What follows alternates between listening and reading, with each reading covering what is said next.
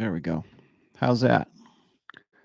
All right, so here's what I'm doing right now is I'm trying to figure this damn thing out. YouTube has decided that they're going to erase the Hangouts, the live Hangouts, and so the only way to get more than one person on the screen, I guess, is to go through OBS or to go through some streaming thing. So now they've just decided that they're going to make this as difficult as possible. Yeah, exactly, ScrewTube. I'm trying to figure this shit out. I'm just going to use this as a test right now. I don't know how else to get anybody else in besides just me going solo right now. And the only way that I can get Pat in on this is to figure out OBS. So, sorry guys, I'm literally having to figure this out on the fly. I came in here and I figured everything. Like yesterday, I did the show with the guys for Rule Zero, and everything was just fine. I don't understand why this is right now. Yeah, I'm looking at the Nick Nimmons stuff. I'm still trying to figure out why OBS is like I'm doing everything that OBS says. I don't, gosh, this is really weird to me because like I've used OBS before. I just don't know why I can't live stream to the channel right now, which is weird to me. There's something a little wonky here, and I don't know how I'm going to get Pat in on this. I know I probably going to have to use a video capture, and I'm not really sure how you do that in OBS. So I think maybe I might even try to work with like Wirecast or something else in the future here. Sorry guys, I just don't know what to do here. This is like racking my brains here. I'm not an idiot when it comes to video stuff. I know how to do this, but like I've gone into, I'll just tell you what I've been doing here. I've gone into the settings for the stream, and I actually have it running in OBS right now. I'm running like two streams at this time. I'm running one that's in the live, what you're seeing right now, the live feed. I'm running this right now. Yeah, I would love to get his voice. The only way I can do that right now is just like put him through the phone. OBS kind of sucks when it comes to multitasking.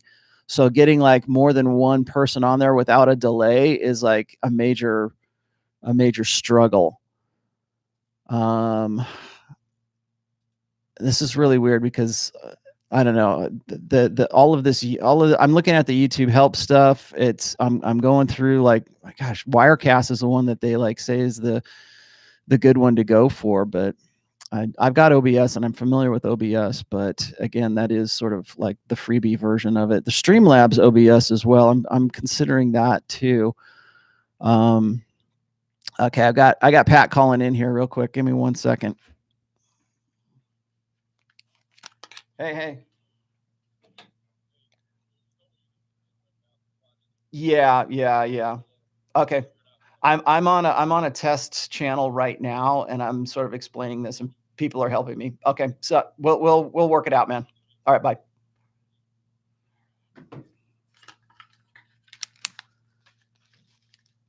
All right, so I guess we're going to cancel the show for today until I figure out how to do this. I've got guys in my Twitter saying that they're running into exactly the same problem too. So let's see, what else can I do here? Yeah, you like that? StreamYard? I'm not even sure what StreamYard actually even is, to be honest with you. So what I'm going to do is kind of fly by the seat of my pants here. I just don't know why I can't get this to work. So Pat and I we'll pick it up. We'll pick up the next show next week. Probably do the same thing. The good news is this though, is that like in OBS you can use put in live video, and you don't have to like GIMP it like I have been, which is like just using the mic to like go up to to the speakers. So I'm trying to figure this thing out. I don't really know what to do here, guys. I'm sorry about this. All right. Well, okay. I guess what I'm going to do then is, since everybody has found their way over here, which is great. Thank you for doing that. This is actually going solo is all right in this, but I got to have Pat in here. But I think what I'm going to do right now is just try to work this out as best I can. All right. Yeah, I know. I miss Pat too. So here's the deal. I'll tell you what, just to sort of make it up to you guys, I'll do a really quick ask me anything. So if you guys have questions or whatever, just go ahead and give me a shout out here. I'll try to answer your stuff while I'm figuring this whole damn thing out. I can see the chat, so that's the good news. I am actually, if somebody would be kind enough to go over to the main channel, the Dealing with Rejection channel, episode 36, can you guys go and put the link over in that for me real quick? That would really help me out for this one. Okay, so go ahead and throw them at me. I don't know how. I don't even. Well, actually, super chats do work on this. This is weird. Roll a look into StreamYard. It works with OBS and allows you to have up to 5 guests. Ooh, okay. So StreamYard is it with OBS. Let me try. Let me go look at that really quick. Have a look at this StreamYard. I don't understand why YouTube makes this so bloody difficult. I mean, even when we have like multiple guests on here for the Hangouts, I guess maybe that was just sort of their stopgap, their Band-Aid that they put on this kind of stuff. Which is weird because it worked fine for like well over a year. But I guess now they want you to use a third party live cast kind of thing here. Okay, I'm gonna kill that out. I think the video is just fine now. All right, and he said it works in YouTube. Thanks, Pizza Rolls, much appreciated. Pat, I'm so sorry. I had no idea this was going to go on like this. Jesus Christ, man. Let me see here.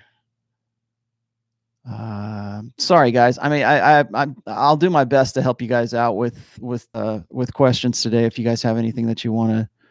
Okay, thanks, Mark Gordon, for throwing that over there. Again, much appreciated.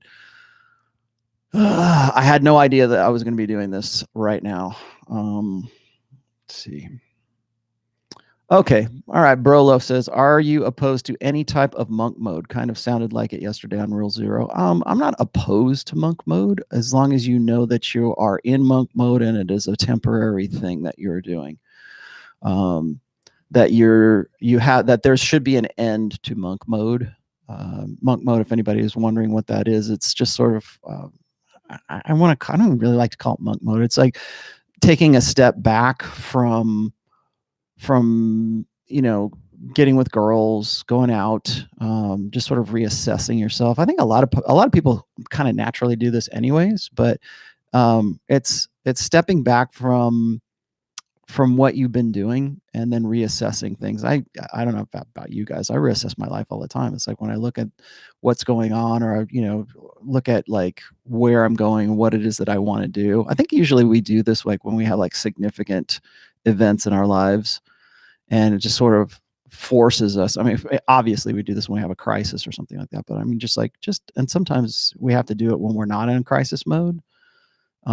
But just sort of stepping back. I think monk mode is a good idea, but as long as it's not a permanent thing, as long as it's not something that's gonna,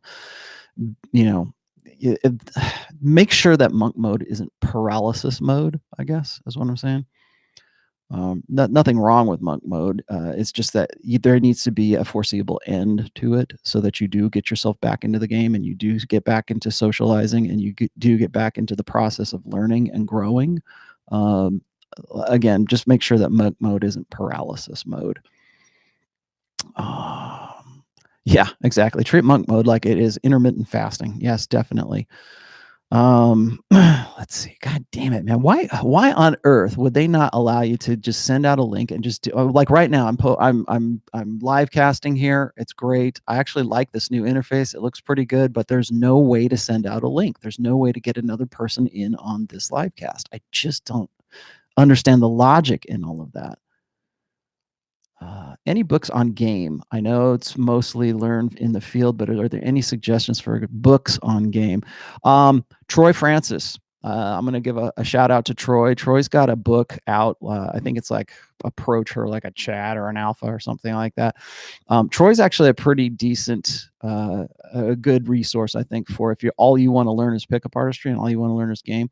I think if you go and you look at, I'll even give a plug to Roosh. I think Roosh's game, book on game, and a lot of his old stuff is you can learn a good chunk of practical advice, I think, in that. I'll tell you my favorite book by Roosh, and just so that people don't think I'm like all down on Roosh or anything, is I like 30 Bangs. I think that was probably one of his better books, because that's all he talks about is like the pickup and how it went and what he did and like the process involved in 30 Bangs. I thought that was pretty good.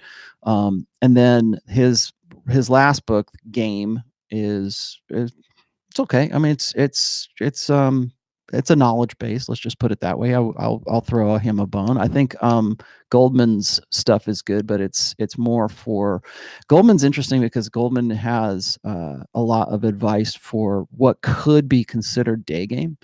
But he's got a prop, and his prop is the camera, and women love to have their pictures taken, and that's a conversation starter. So that gets you into opening, and kind of like it's interesting because I don't want to call it a crutch, because it's not really a crutch, but like it's a prop, and old school PUAs used to use props quite a bit.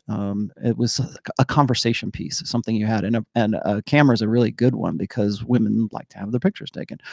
And then that makes you an artist, and then you start talking about artsy stuff, and then you talk about like people, and you kind of get into like, I think it's interesting is like when you look at what Goldman is doing, he is giving women the chance to talk about things that they don't necessarily get to talk about all the time. Like he starts with like this deep stuff. Like he goes into, what do you think about, the condition of men and women today, and it's believable because he's got a camera in his hand, and it seems like he's doing a project. In fact, that was his early camera game, was to convince women that he was doing some sort of like project for, I think, for college or for school or something like that. So that was always a good conversation starter. Another thing, you want to talk about approach and stuff like that. I have found this, and I found this by accident,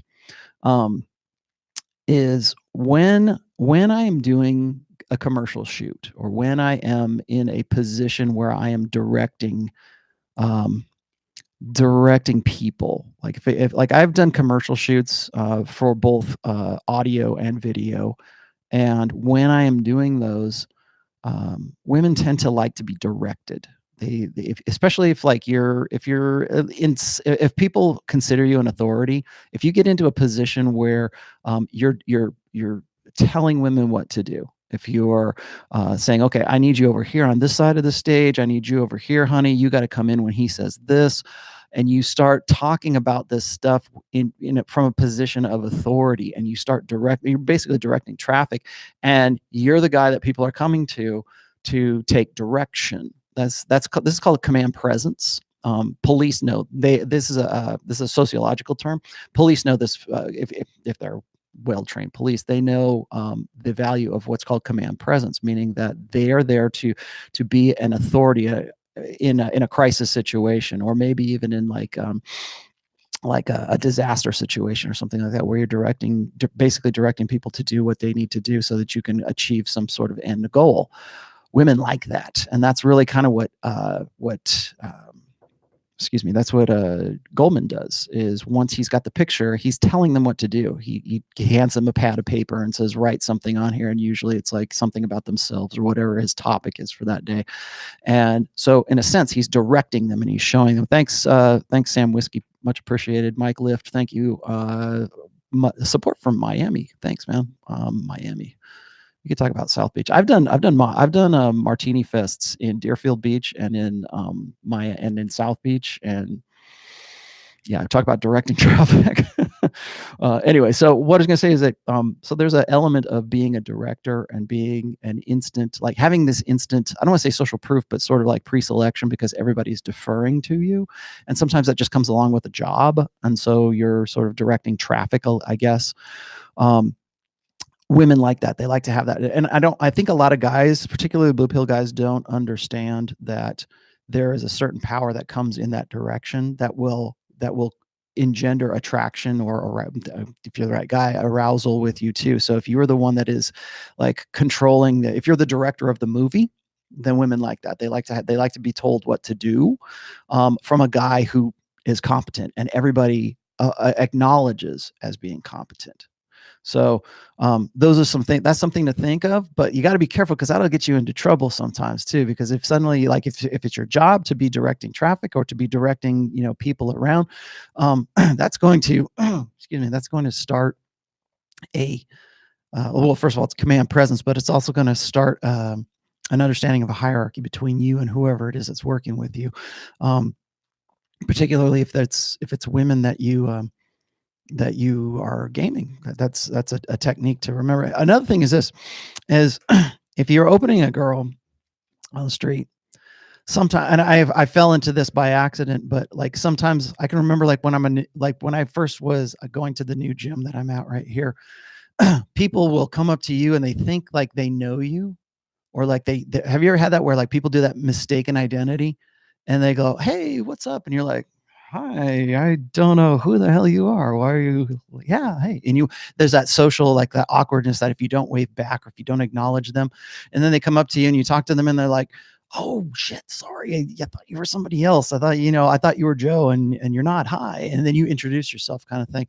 That is an old school pickup artist technique. Introducing yourself as if you were their friend, or as if you knew somebody, or you made a mistaken identity. Excuse me. God damn, I didn't get my coffee today either.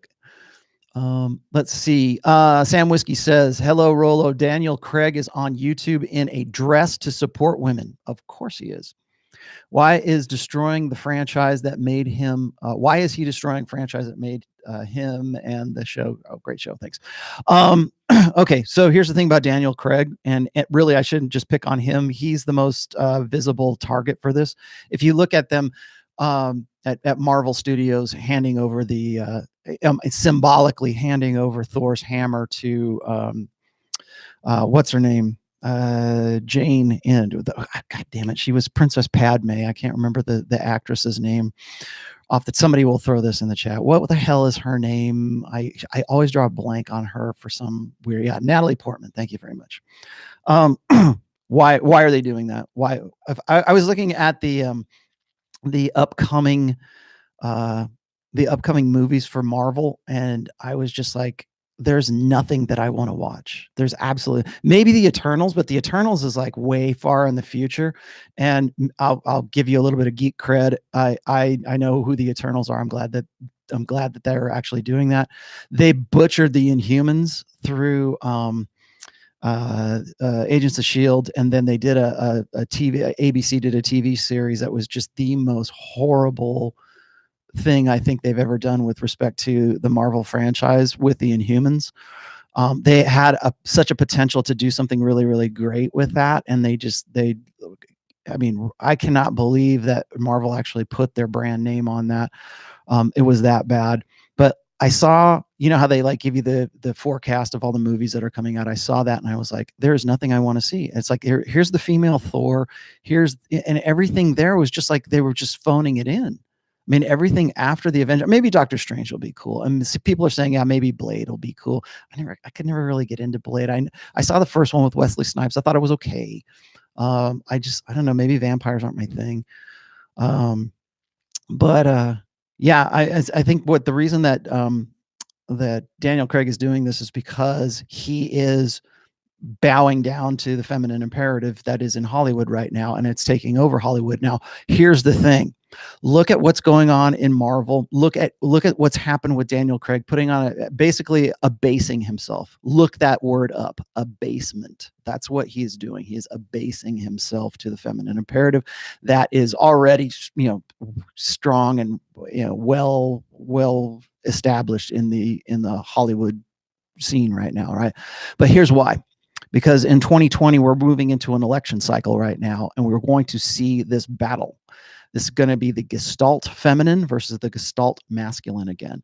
And I think that you're going to see, in all likelihood, I believe that Trump will win. Okay. But it's not Trump that's going to win. It is the Gestalt masculine that is going to take it away again from the Gestalt feminine. If you guys saw my State of the Manosphere address last year, I talked about this quite a bit. When it was Hillary versus Trump in 2016, that was him versus her. It was not Trump versus Hillary. Yeah, they were their own brands, but look at who they were. They were the most extreme examples of over the top feminist. I mean, it's Hillary Clinton. Okay, Hillary Clinton is the living embodiment of the feminine imperative. So who is the only guy on planet Earth that could be considered the living embodiment of the masculine imperative? Well, that's Donald Trump. He's the only one that could have taken it away from her. And it wasn't those two personalities. It was the Gestalt feminine, because remember, it was her turn. I'm with her. Everyone in planet Earth thought that she was going to be the one that was going to be the winner in all this. And so you had this battle. You had this battle of, it was a gender war. It was a gender Cold War. We just didn't recognize it as such back then. We're recognizing it more right now. So what have we seen since the beginning of this year? Well, in January, we saw the APA decided that they were going to lay out some holy decree and say that traditional masculinity is now a personality disorder. And then we had some Gillette commercial that led to other commercials. There's several more. When we had Captain Marvel, which was just sort of a useless, a useless nod to intersectional feminism. In fact, that's what Brie Larson said. She said that 2019 is the year for intersexual feminism. Why 2019? Why not 2016? Why not 2024? Because we are going into an election cycle where you're going to see the Gestalt feminine versus the Gestalt masculine again.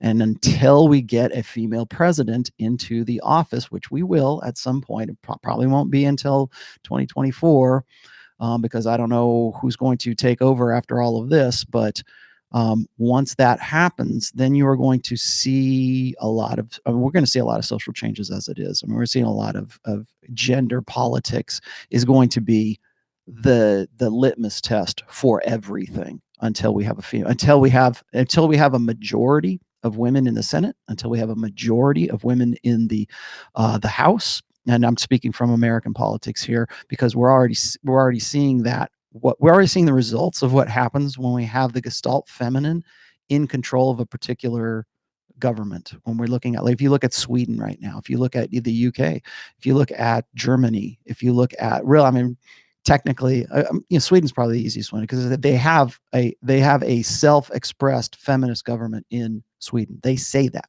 this is a feminist government. So look at what's happening there. So what you're seeing right now in Hollywood is a reaction to this. That's why Daniel Craig is in a dress. That's why you see Natalie Portman grabbing the hammer, right? Because it's this symbolic passing of or surrender, I guess, of the Gestalt masculine to the Gestalt feminine. Now, is that going to happen this year? I don't think so. I don't think because we're technically in the election cycle right now, and we're already in a gender Cold War. And people give me all this kind of grief saying, well, why is he saying that gender war? You're in it. You're in it, whether you realize it or you don't. Now, it's not a war where we're like, it's a war. No, it's not like that. It's a war of ideas. It's what do they call it? Not a social media war. It's something like it's a war of ideas. It's a war of cultural ideas right now. And the main part of that is the Gestalt feminine versus the Gestalt masculine. So when Daniel Craig goes in a dress and he abases himself before the altar of the feminine imperative, now you know why. So there you go. And I got another $10 from Chris B in Philly. Thank you, brother. Um, if anybody wants to help me out with OBS within the next few days, I would very, very much appreciate that. Because apparently I need to get off my ass and figure out how to do this, because if I'm ever going to do Rule Zero, by the way, guys, if anybody from Rule Zero, if Ryan or Carl or John or anybody, if you're watching this right now, we got some work to do. We got to figure out how we're going to get all 4 of us on. I'm going to look at this StreamYard here once I'm done, but we're going to have to figure out a new way to get everybody all on the screen at the same time. And you know what? I think a lot of people are probably in the same boat as I am, because it was very easy to do this, and now it's becoming a little bit more difficult. So we're going to have to figure this out on our own, guys. What is OBS? OBS is what is it? Open Broadcast System or something like that. I can't remember what it stands for. It's an encoder. What it is it's an application you use to actually, like right now, I've got the camera right here. I've got the mic here in front of me. I'm going direct into YouTube right now, but I can only go solo right now. I can only do this by myself. It used to be that we could have these Hangouts, but YouTube has decided that, or Google has decided that they're going to cancel the Hangouts. I don't know if that means they're going to make their own encoders, but there's several different kinds. There's like OBS is one. What is it? Wirecast is another one. There's Streamlabs OBS, which I might check out myself. If anybody's like a pro at this, I would love to pick your brain once I'm done with this impromptu Ask Me Anything. Feminist or masculine, you still need men to do most of the work and keep society flowing. Yes, you do. Especially when it comes to jobs that women don't want to do. And you need to be I think guys need to be a little bit more aware of that right now. That we value what it is women do, but what is it that they're doing? Well, we want to say that they're going to be, the leaders of industry, or we want to put them into positions that we're not putting them as sewage workers. We're not putting them as construction workers. We're not putting them as welders. How many women welders do you know? I know there's I bet you could probably figure that there's a few women welders. Maybe they're the artists, but by and large, men are doing the welding. Men are doing the garbage disposal stuff. They're dealing with refuse. They're doing the jobs that need to get done. So I think we're probably going to see in the future here coming up through 2020. We're entering another decade very soon here. That's going to be interesting. You're going to see an entitlement like you've never seen before. And people keep asking me, do you think things are going to change? And I think they will. I don't like to think what is going to be required to make them to change, but I think they will probably change. Rolo, will you talk about the succubus? The succubus, like the demon, the succubus, like the female demon, the succubus. I have been suffering from an encounter with one, and my soul has been stolen. Do you believe in the succubus?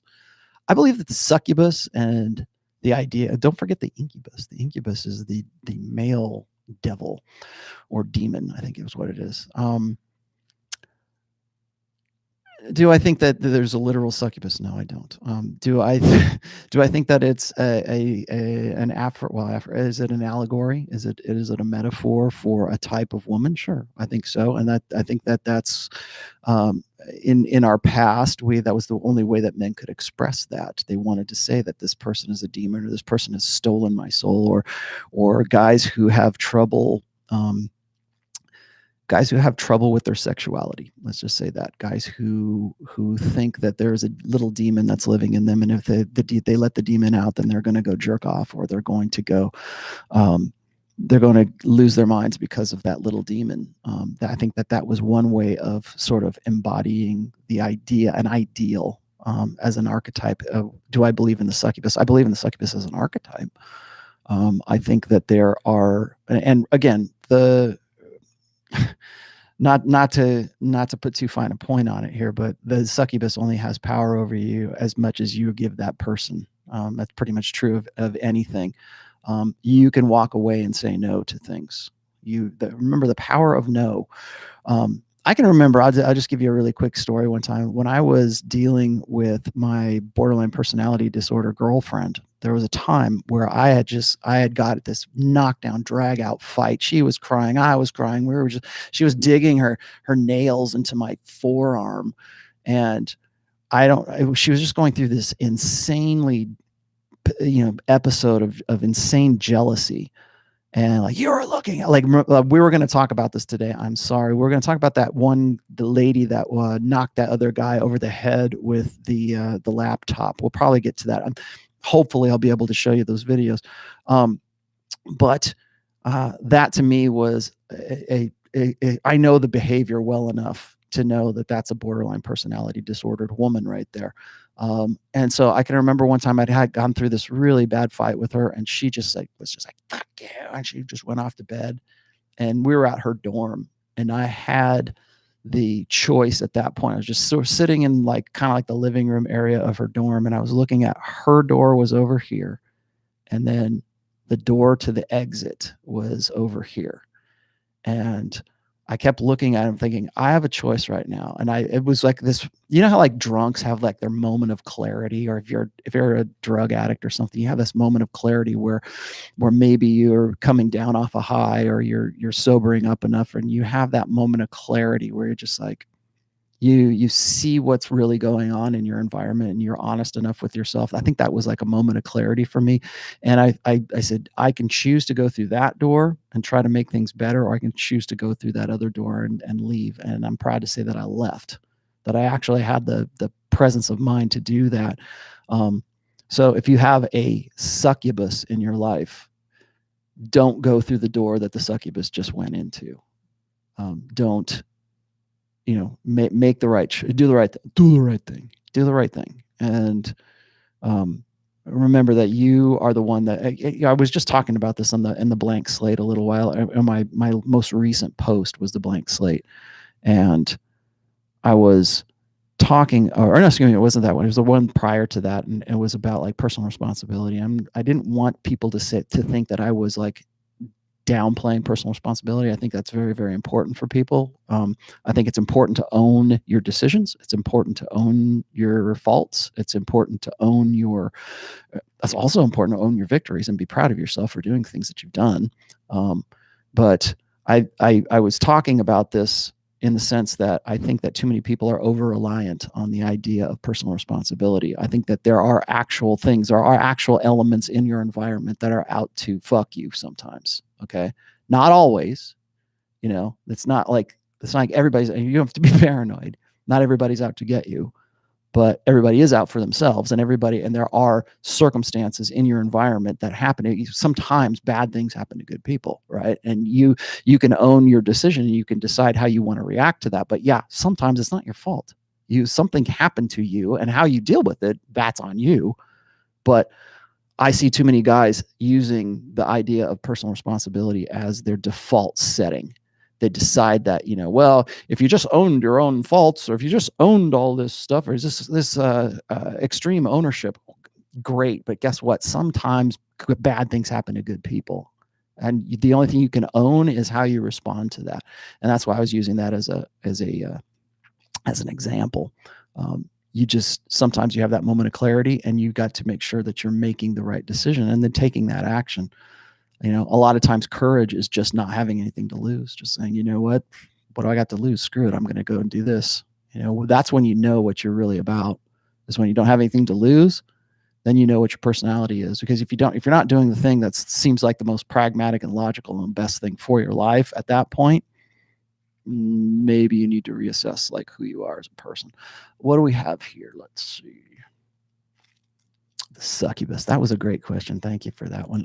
Kevin VR, what are the signs of a female coworker who is being emotionally abused or controlled at home by her boyfriend, now fiance? What signs can I look for in her? That's a very specific question, Ken VR.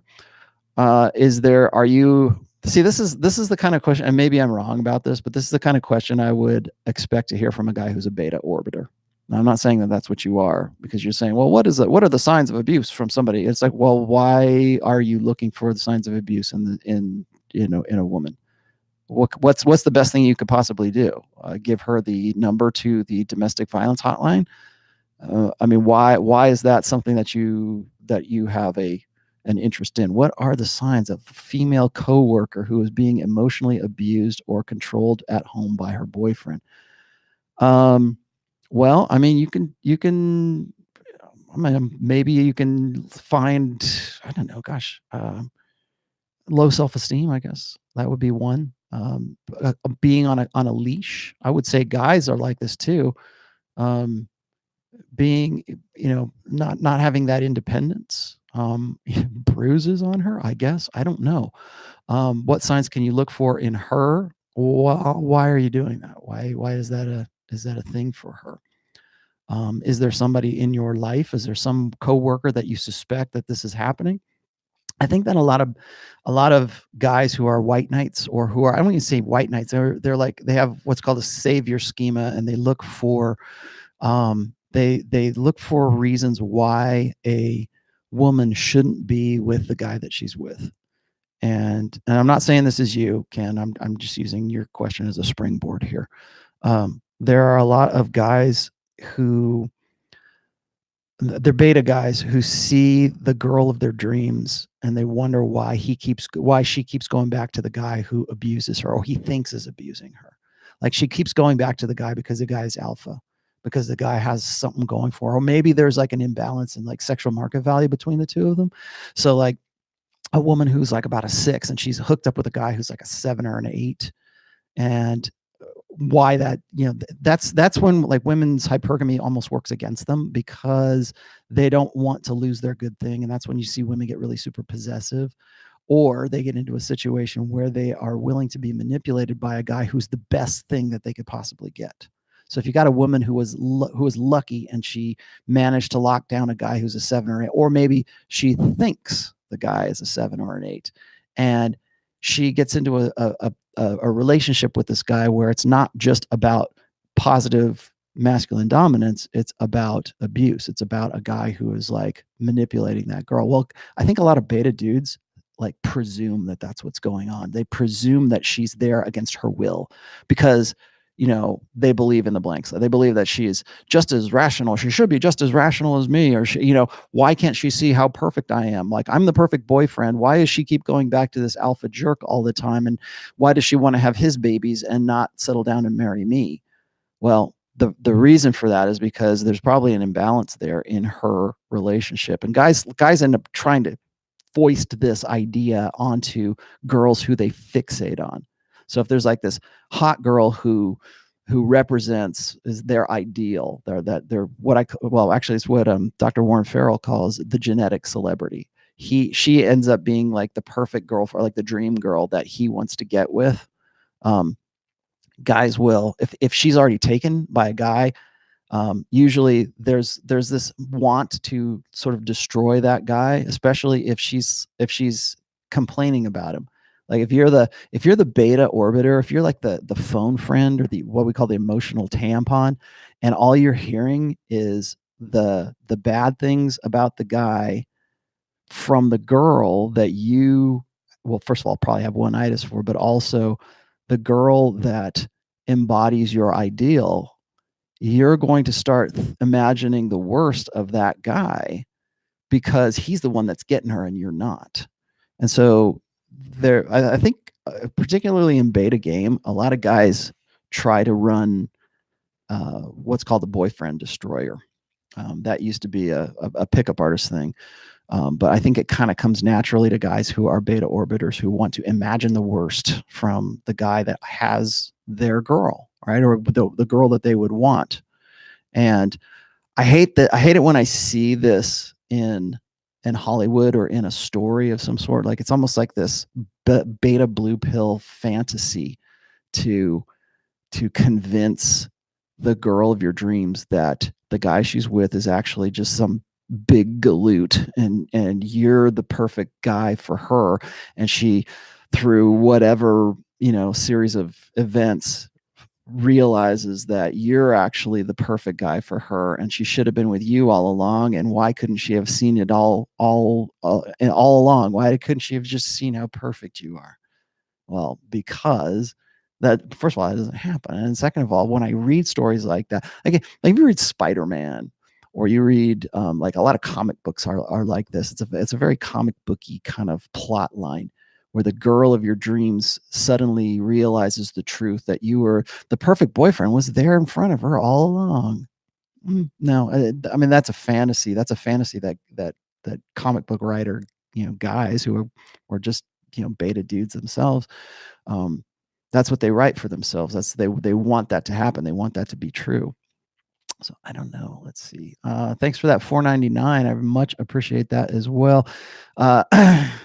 TJD, why do women blame red pill or alpha behavior on mommy issues? Because that is the default understanding. That's what they're supposed to believe, right? If you have I wouldn't even say so much mommy issues as it is for like blue pill guys, because I hear women complain about clingy guys all the time, and then they say they have mommy issues, or the like guys who are blue pill dudes who have that really kind of neediness to them. It's because they didn't get enough mommy when they were little. That mommy didn't pay enough attention to them, and so that they need a substitute for that. And lots of women will say, well, after I got married, I feel like I married another kid, or he doesn't want a wife, he wants a mother. We hear that all the time too. But I understand what you're saying here, TJ. As far as women blaming red pill or alpha behavior on mommy issues, I think that's just a convenient excuse. It's like saying, well, you're projecting. Like, yeah, somebody tells you, especially online, they say you're projecting. That's because you're really like the way that you're criticizing this other person for. Like you're actually like this because you're projecting. If you were to ask them, like, okay, where does the concept of projection come from?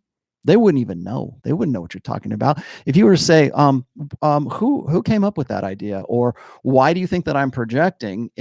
Why can't you just simply stick to the objective truth, or objectively estimate what it is that I'm talking about, rather than like pointing at me or trying to poison the well, right? Trying to say like, well, if it was coming from anybody else, it would sound great, but because it comes from you, that means you're projecting. They wouldn't be able to tell you anything about projection because that sounds like the right thing to say. They heard it somewhere else and it seemed accurate. Or maybe they heard it in like Psychology 101 when they were in high school and it seemed accurate. We have a lot of pop psychology understanding in our brains. And maybe we took a class in high school about psychology, or maybe we took a little bit of psychology in college because it was a requirement that we had to take. And we just get this kind of like skim the surface of like what psychology really is, like different schools of like different kinds of psychology. A lot of people don't even understand that there's like behaviorism, there's humanism, there's cognitive psychology, there's evolutionary psychology. There's all kinds of different schools of thought when it comes to psychology. But because we are familiar with Dr. Phil, or we're familiar with Dr. Was it on Loveline? I forget the guy's name. Dr. something or other. He was with Adam Carolla. Can't remember his name. So we listen to that guy. We think, oh, we know something about psychology.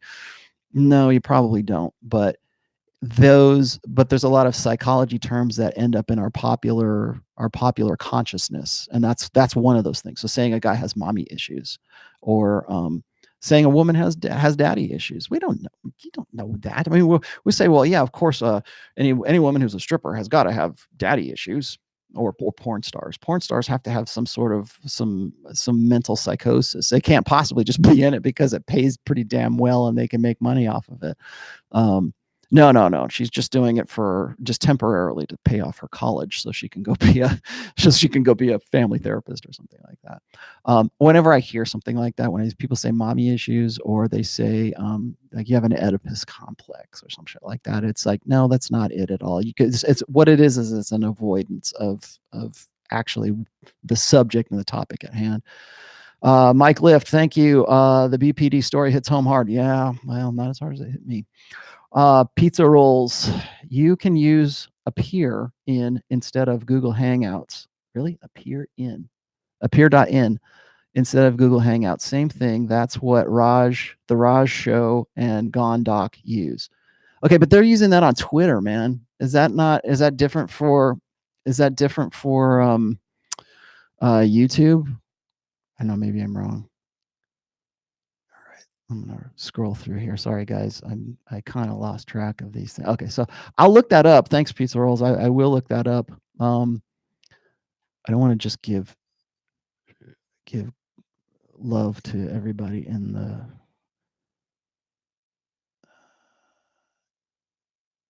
the super chats here. Anyway, sorry. Rollo, frame is everything. I can't stop pulling. This is Brandon. Thanks for the $10, brother.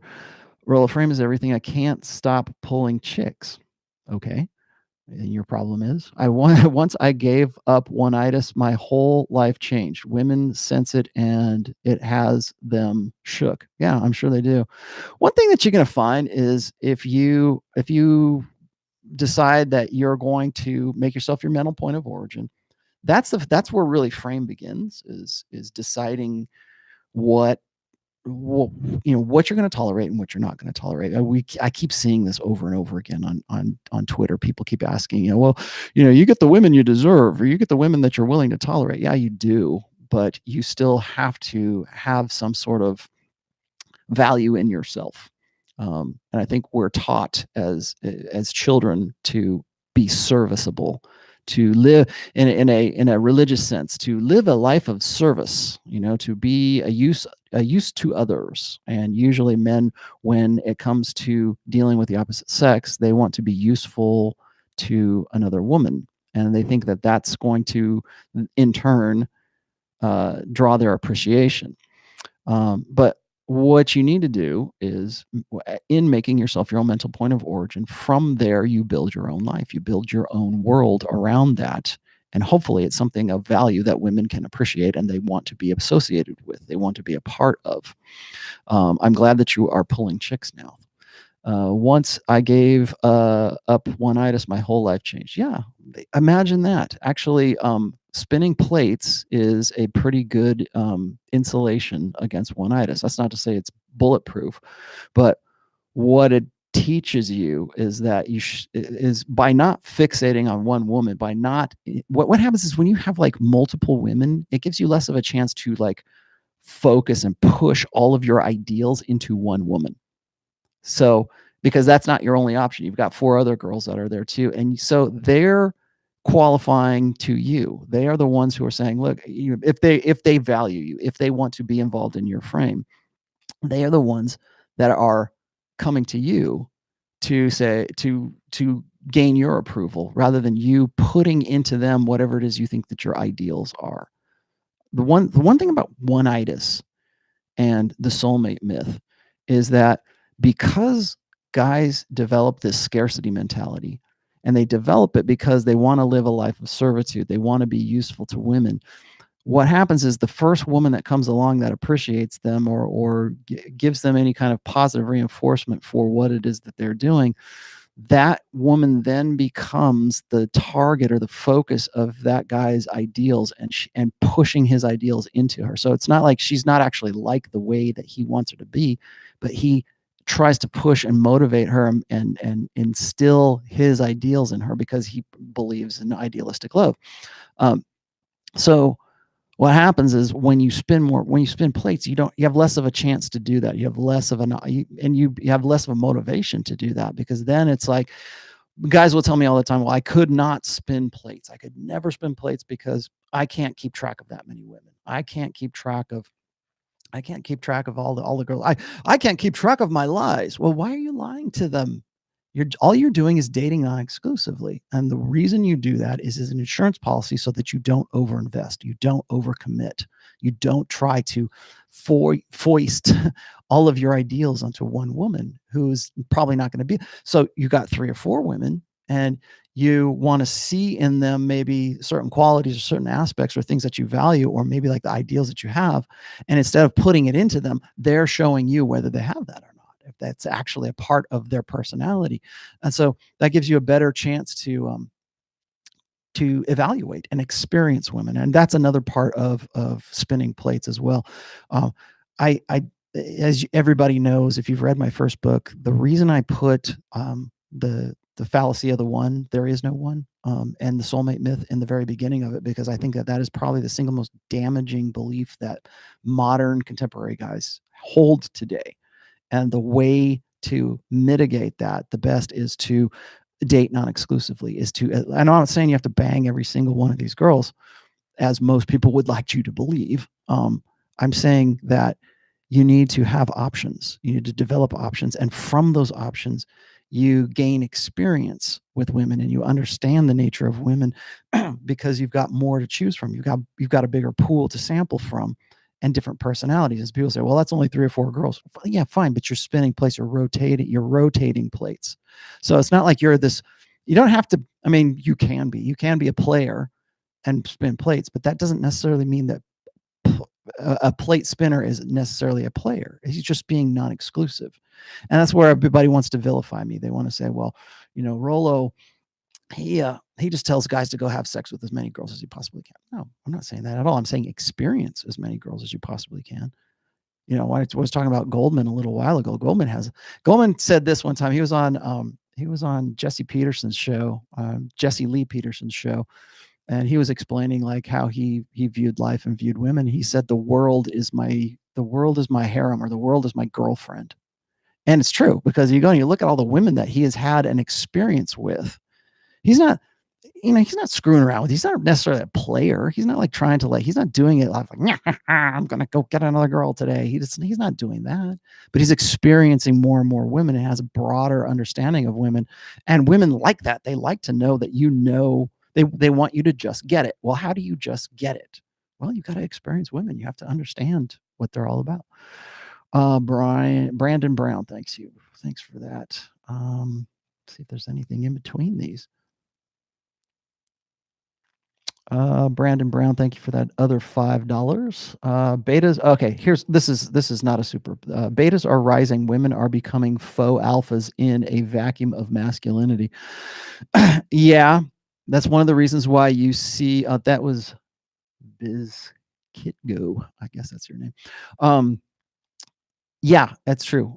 There is a deficit of conventional masculinity. In fact, the APA decides that traditional masculinity is a personality disorder. What do you expect? Of course, like we were just talking about Daniel Craig. Well, a black woman is, and a very masculinized black woman is going to be playing the part of 000.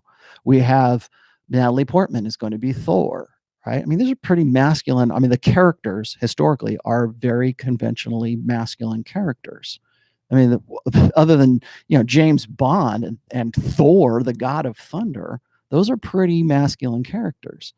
And so now that we've decided that we want to masculinize our women to the nth degree, yeah, that's what you're going to see. You're going to see women are going to take over the spot of masculinity. And it's not because they're better at it. It's because we're forcing that role on them. And because men are supposed to feminize and women are supposed to masculinize. At least that's the zeitgeist of the day. Brandon Brown, once you give up the girl of your dreams, you get a lot of other girls of your dreams. Yes. That's another thing, is like thinking about like things from a perspective of a soulmate. There is no soulmate. And guys will say, well, didn't you marry your soulmate, Rollo? And you've been married for 23 years. I married a good woman. I married a woman that I click with. That's not to say that there haven't been women in my past that I didn't click with. I did. I probably could have had a good relationship with them. I just wasn't ready for that. I wasn't the right person then, and they probably weren't the right person then either.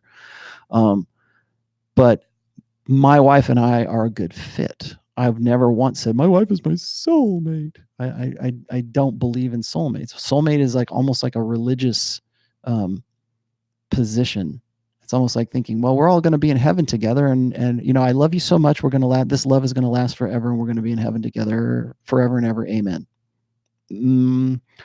And so if you think about things in those terms, what the small soulmate myth is, and what one-itis is as a result of that, is it's meant to keep you in a mentality of scarcity, but it's also a mentality of locking you into a monogamous world view, world structure, intersexual structure.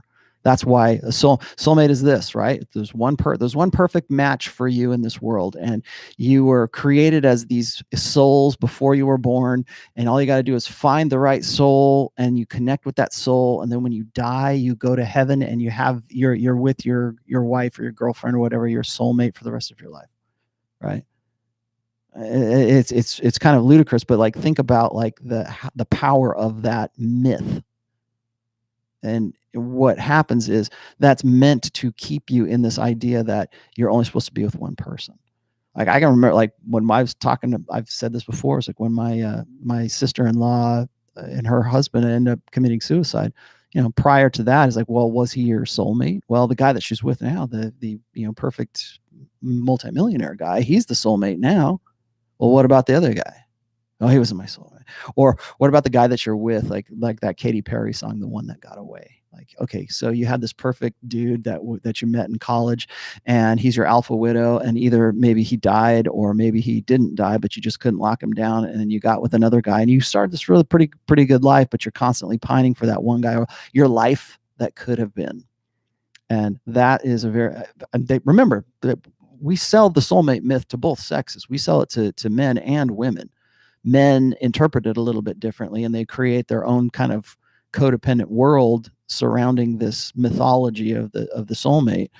But yeah, you will find that if you can put that away and you can, remove your belief in that mythology, you'll live a much healthier life, and first of all, you have a healthier outlook on life because you'll put you into an abundance mentality. I've talked about this before. If you've read anything I've written about paternity, there is a theory, and it's called strategic pluralism theory for guys. And guys who are lower SMV tend to focus and fixate on one woman because they don't have the options or the opportunities to be reproductively successful with many women. But as men, our natural proclivity is unlimited access to unlimited sexuality. If there is a male imperative, that is it. And if you have a problem with that, all I'm going to do is point you to why online pornography is so prolific right now, and why it's free, and why 10-year-old boys can get a hold of it whenever they feel like it. Because that is the number one imperative for men, which is have access to multiple women, access to multiple available women. And people have asked me this before. They've said, don't you think that homosexual men are hypergamous as well? I'm like, no, I don't think they are at all. In fact, but you remove the element of filtration, that the barrier to entry literally the barrier to entry with women in hypergamy is removed for homosexual men. So what do? Well, then they head off to gay bathhouses and they indulge themselves in their masculine imperative, which is unlimited access to unlimited sexuality. In this case, it's with other men. And you take away that barrier that is hypergamy, and you get what you get with modern homosexuality right now. I won't get it.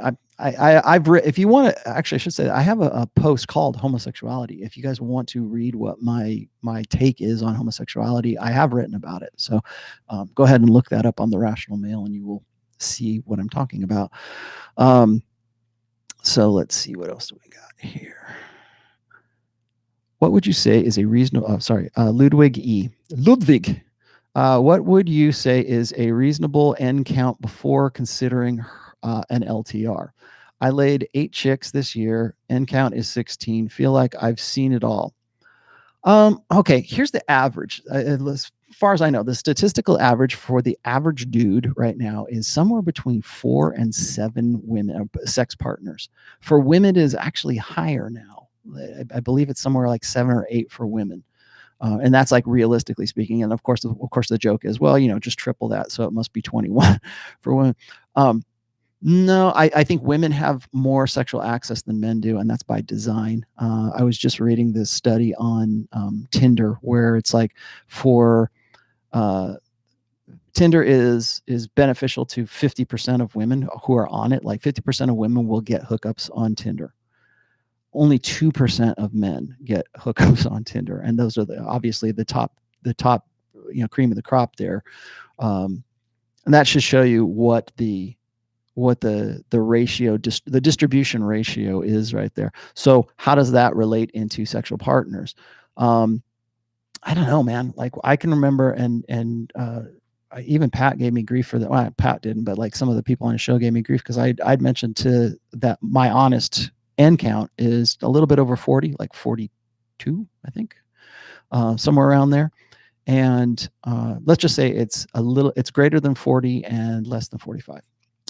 And I used to think, oh my God, that makes me a man whore, oh, you know. But then I was talking to guys in the pickup artist community who are in triple digits, or I talked to guys that I know today who are in triple digits, and I don't think that I'm wondering if they're going to take me seriously because I've only had sex with some 40 some odd women, right? And this was back in the late 80s and early 90s and in through the 90s. But I get what you say. Like once you have sex and once you're into it, like Goldman was just saying recently that he is sort of done with pursuing sex as, I guess, a topic of his writing or his topic of his interest. He didn't downplay the importance of it. He's just said that, he's looking at other things besides just intersexual dynamics, which is fine. Okay, good, more power to him. But I think what is a good end count? I would assume you're asking me like, what is a good end count for yourself? So I think that sort of depends on the guy. Like for some guys, it's just one is too many. But two, two is too many.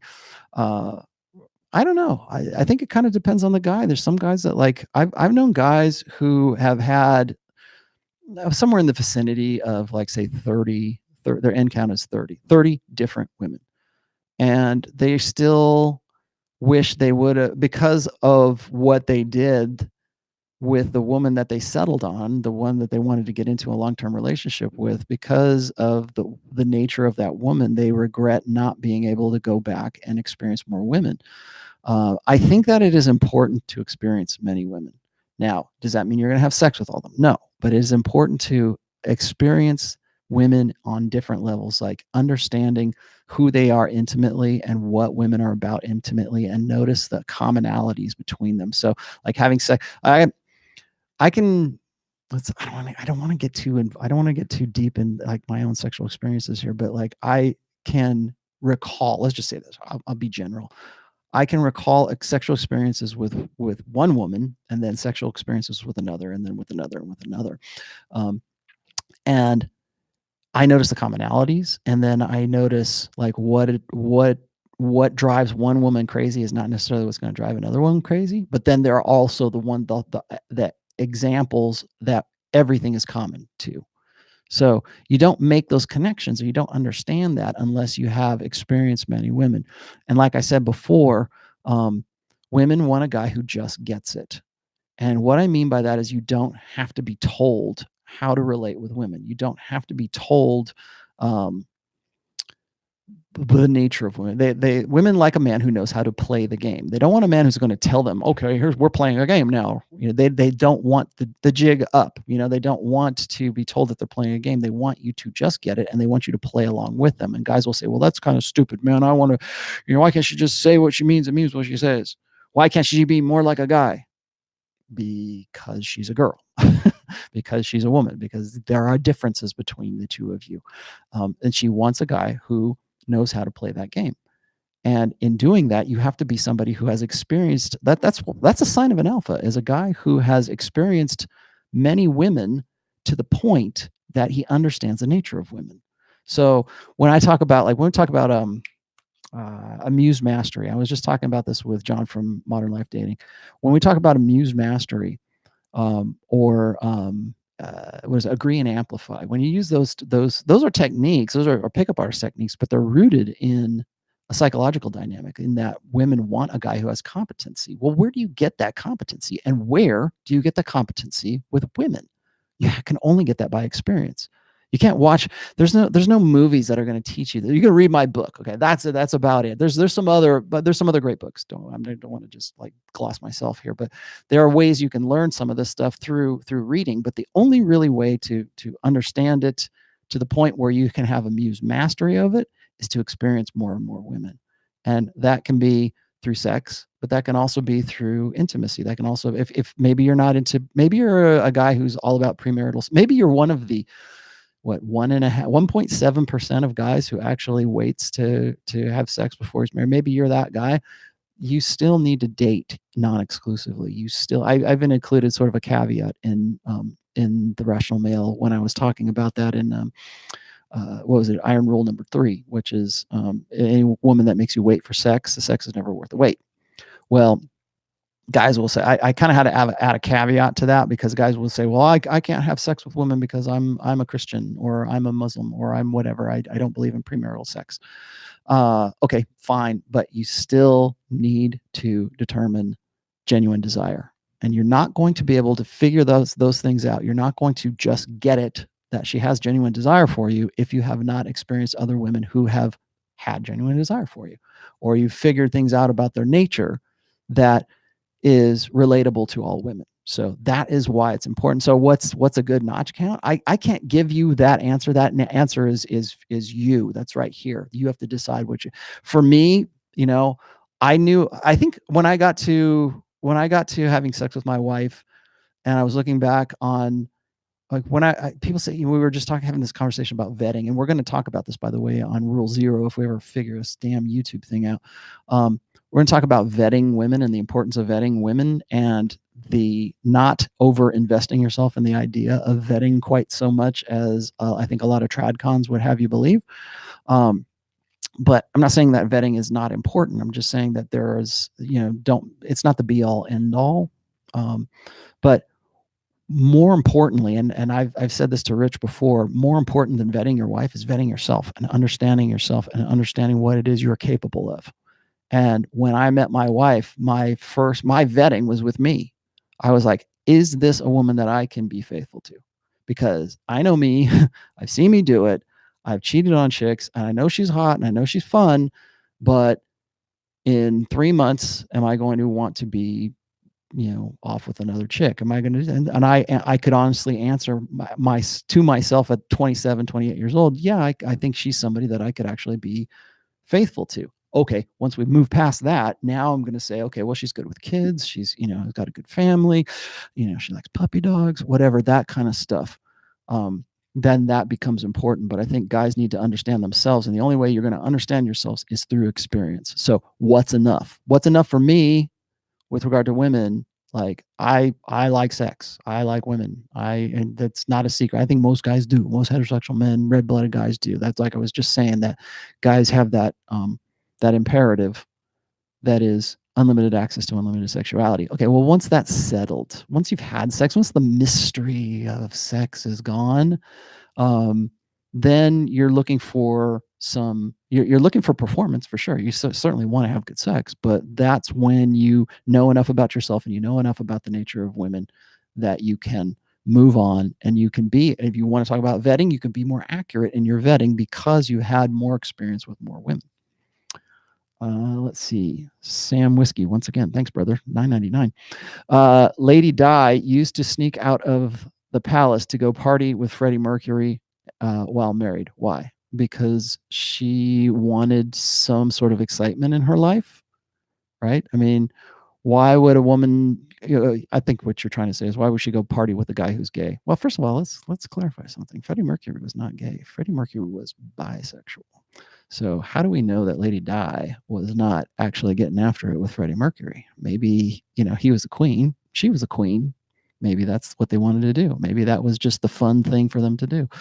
I don't know, man. That's pop stuff. But why? Because women who are kept women still want to live that exciting life. I mean, look at who Prince Charles was, Okay, you got Prince Charles and you have Freddie Mercury. Freddie Mercury. Even if he's gay, Freddie Mercury. Let's see what else we got here. Bipedal Cruotistan. I can't remember. Scrotum. Okay, we're just going to call you bipedal scrotum because I can't pronounce that. 27-year-old virgin raised by a single mom. God, I'm sorry, dude. Told to wait 4 degree. Right girl found the red pill last month and started dating recently, but how to get over how to get over my lack of knowledge of English. How to get over anger at missing out on my 20s. Oh man, you know what? Actually, I'm sorry, dude. I don't mean to like run you up the flagpole here. I get what you're saying, because this is a very common question. So you're 27 years old. You're raised by a single mother. You're a virgin. You are probably taught the idea that once you get your 40-year degree, then your ship will come in. And now your 20s are almost over and you feel like you've wasted your 20s. That's tough. Try it this way, man. Try wasting your 20s. Try wasting about half of your 20s trying to figure out a borderline personality disordered woman. That's an even bigger hurdle to get over. So you're angry right now, but you're angry at yourself. Okay, you're angry because you got into the red pill and you understand your eyes have been opened, and you're not. Don't be angry at women. Be angry at. If you want to be angry at somebody, you need to be angry at the system that put you into that situation in the first place. The blue pill that had conditioned you to believe the things that you did. And usually that's what guys do. Women, when they see guys who are a red pill and they seem and they sound kind of angry, are like, oh, those guys are so angry at women. No, they're not angry at women. They're angry at exactly what this guy is talking about right here, which is lost opportunity, lost prospects, lost opportunities at investing in something that's better than that, a lost time. That's what they're angry at. They're angry at themselves for having believed it for so long. They're not angry at women. Most of them aren't angry. I'm not saying that there aren't misogynists. There are, but most of them are not angry at women. They're angry at the fact that they missed out. They're 27 years old. He's still a virgin. Because he believed something that was detrimental to his maturity and detrimental to his growth. I think what's weird to me is like, and people will probably, I think probably Tradcons will run me up the flagpole for saying this, but when I see guys who are virgins at 27 years old, or guys who are virgins at 30 some odd years old, it's almost like seeing somebody who's missing a limb. Like it's some sort of part of them that they should have experienced by now, and they have not, for whatever reason. We're just we're just checking out the statistics for the general survey statistics, I think it is. And young men 18 to 29 years old are sexless at three times the rate that the generation before them were during that demographic. So what that means is that guys between 18 and 29 are having 3 times less sex than they did prior to the generation that came before them. And I'm Generation X, so this is kind of strange to me, because I'm like, why wouldn't you want to do that? And then people say, well, it's because of Me Too, or people have these concerns, or I'm going MGTOW, or I'm whatever it is. There's all these mitigating factors. But I'll tell you what's not a statistic is the same. Women are having sex at pretty much the same rate as they have been in the past. So somebody's getting laid. It might not be those guys. It might not be the 29-year-old, the 18 to 29-year-old guys, but somebody is getting laid. So people say, well, that's just women being hoes, or that's just women being hypergamous, or whatever. It's like, well, okay, well, what are you going to do about it? What are you going to be just satisfied to be a 27-year-old virgin? I was listening. I brought this up yesterday on Rule Zero, when I was talking about this interview. It was a podcast by a guy who was trying to sort of flesh out why guys who are 27-year-old virgins who would buy the bathwater of Delphine or whatever her name was. And yes, her boyfriend is behind all of this, but why is there a market in the first place? Why are there guys that are willing to do that? Well, because they've grown up in such isolation. They have had their social intelligence, if you believe in that stuff. They've had their social, for lack of a better term, social intelligence stunted and retarded, in the clinical sense, retarded by a society that is insular. It rewards insulation and retreating within oneself. And so what you have right now, and this is what the guy was saying. He was saying that you have a generation of guys who their only friends are the people that they know online. Like I'm watching the live chat, stream by. I actually have real friends in real life. Um, but that's their social. They grown up from the time they were 12 years old online and in chat rooms and on Twitter and whatever else. That's their socializing. Then you've got online pornography that takes care of the libido. Then maybe they've learned a skill online that they can earn money online by being a podcaster or being a coder or whatever. They don't even have to leave the house. They can just sit in front of their monitor all day long. And that does something to a guy. The only thing they don't have is that human contact anymore. And maybe a little bit of bathwater from a girl who looks like Sailor Moon or Evangelion or whatever the hell. Aaron Clary needs to help me out with my anime. Whatever she looks like, little cat ears, right? Why is that appealing? Well, this water touched her ass. All right.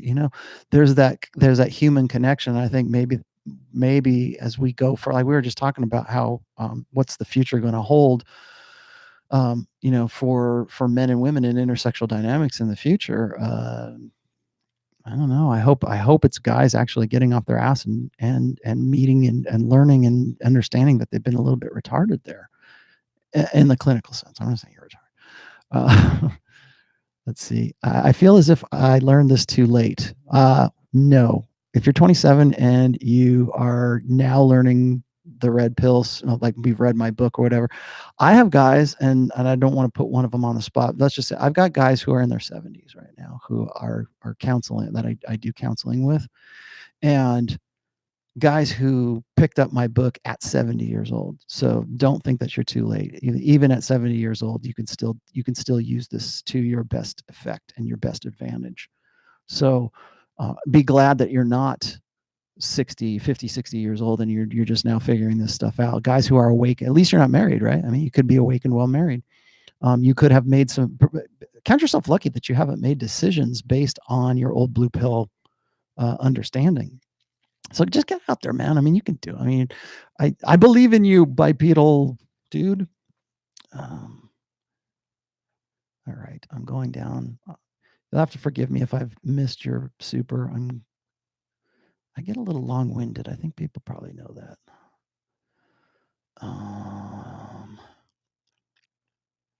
Okay, I'm just gonna scroll through these right quick. Jesus, man, I can't even catch up with these things here. Alex says, how much risk should you take in life as a young guy in his 30s regarding jobs, money, everything else? Should you go buy, get rich, or die young, or play it safe? I think a lot of guys today are taught to play it safe. Either it's because they have been feminized by mothers, like single mothers, or over concerned mothers. You have to understand that women opt for security. That is the main. When we talk about alpha fucks and beta bucks, alpha seed and beta need, there is the alpha sexual, fun, exciting, breeding is necessary, short-term sexual side of things, and then there is the beta bucks, provisioning, I need long-term security side of things. That long-term security side of things tends to define women for the rest of their lives because they're the weaker sex. And I don't mean that in terms of, that's not sexism. That's just a freaking observation. Okay. Women are the weaker sex.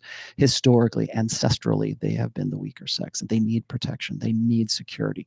They have their mental models, their evolved mental firmware is a result of a need for security. And so what do they do to ensure their security? Well, in one way is they teach their children to provide that security for themselves. They don't want to have to worry whether or not you're going to jump off the roof with a Superman cape and break your legs.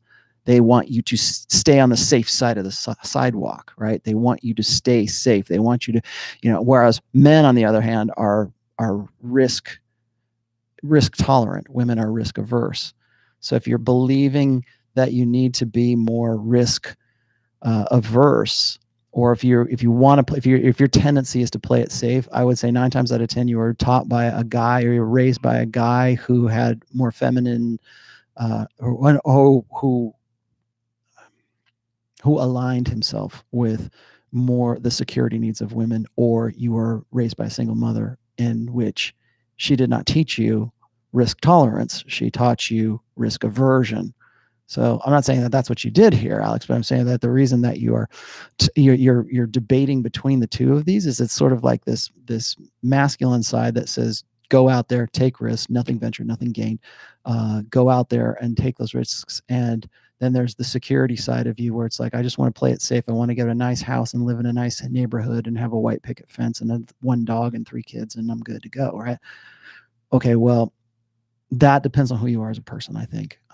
Are you somebody that is like, screw it, I'm just going to do me and that's it? Or, I mean, most guys aren't one or the other. You'll find that guys who are the most secure, the guys who are just play it safe guys, the guys who just want to stay in one town their whole lives, those guys, at some point to establish themselves in that security, they still had to take risks to get to that point to establish themselves in a secure life. I would say in this day and age, there is too much opportunity for you to not take risks. I mean, life is a risk, right? But I don't know. I mean, maybe it's just me because I'm more about like experiences. Like I want to go to my deathbed with saying, yeah, I did that. I jumped out of the plane. I swam with sharks, that kind of stuff. I want to be able to have those experiences to relate. The only person who can really retain those is you. Like I can tell you right now, people like to talk about like peak experiences. Like they get into this Maslow's hierarchy of needs and stuff like, well, when you get to the top of the pyramid, you have peak experience. You can have peak experiences like at any stage of that stupid, pyramid, which I think the jury's still out on that one. But like, if you have this peak experience, I'll tell you the one time I had a peak experience, literally a peak experience. I took my sled up to this place called High Meadows, and it was a couple seasons back. And I got up there. It was right above Lake Tahoe, and it's just absolutely beautiful place that you can get to. And you have to have a pretty decent sled, and you have to know how to get up there. And so you get to the top of this mountain, literally a peak, and you can just like the sky is a shade of blue that is you are not going to find that shade of blue anywhere else on planet Earth except for the top of the mountain. And if there is, I don't know about it because that's the only place I've ever been able to see it. And I leaned back and I laid back on the seat of my sled and I just stared at the ceiling. And I'm like, this is something I will remember for the rest of my life.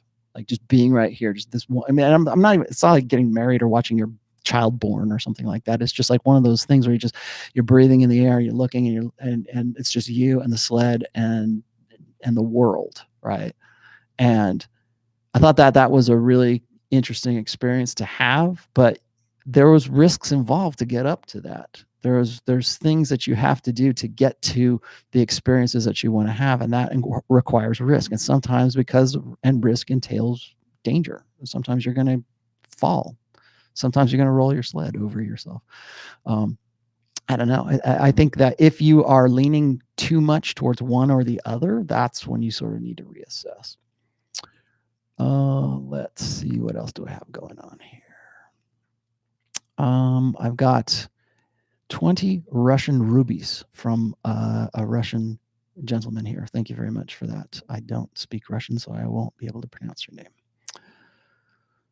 What else do we got here? I'm coming up on, let's see, an hour and a half. I feel like I owe you guys at least something here.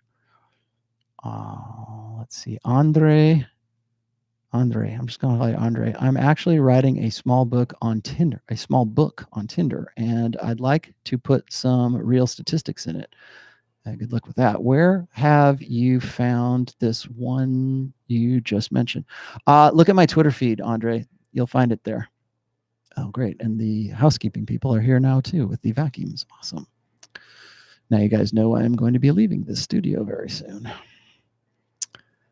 Sam Whiskey, again, does STD scare men from spinning plates? Yeah, that's part of it, I'm sure.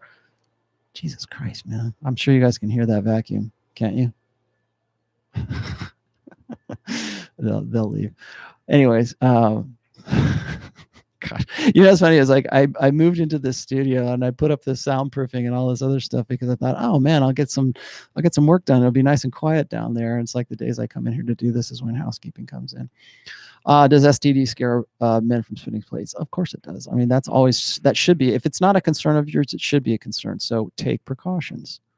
You know, you don't have to say, well, I'm not going to have sex with women because I'm going to try to avoid STDs. Oh, sounds smart. Okay, great. But if that's what's holding you back from understanding women, understand that that's what it is. That's what's doing it. I think guys will say, well, like I've only ever been with one woman, and thank goodness I didn't catch an STD. Okay, well, you want a cookie? Okay, it's like why? Oh, I understand STDs are a thing. I get it. I read some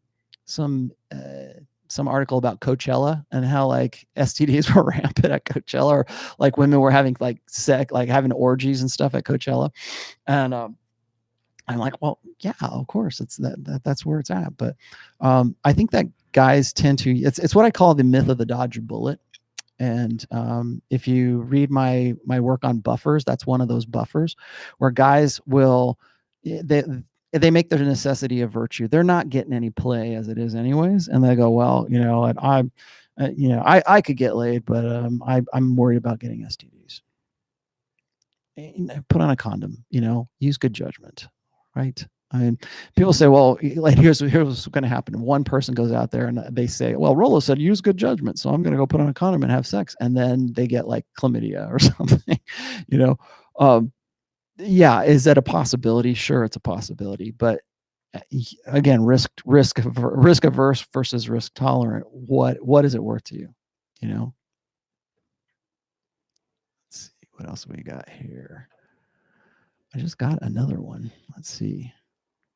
Paul Rose, thank you for that 50 Australian dollars. Rollo, you have changed my life. Thank you.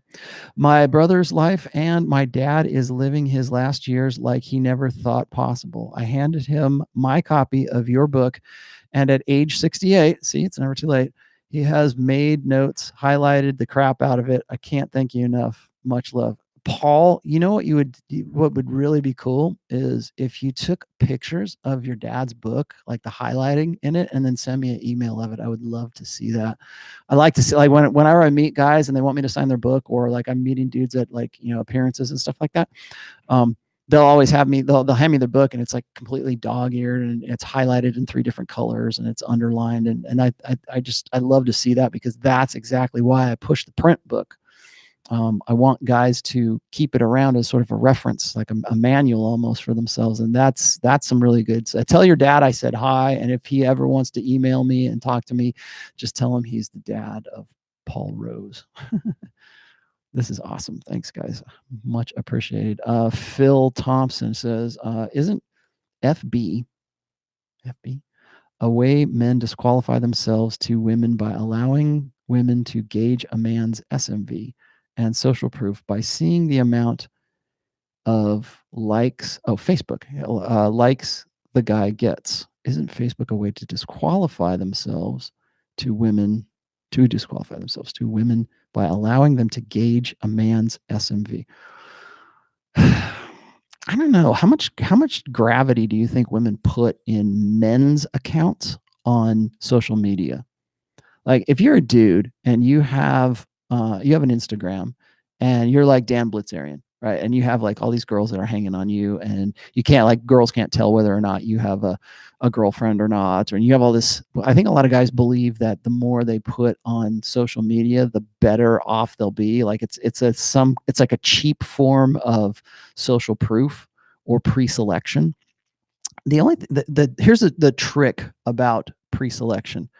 Pre-selection is only effective in the moment. It's only effective in that moment when that woman is right there live at the party, or live at the concert, or live at the social engagement, or whatever it is, and people are patting you on the back, or people are saying, man, I can't believe this guy, blah, blah, blah. Or you walk into an event and there's this instant connection of pre-selection, social proof.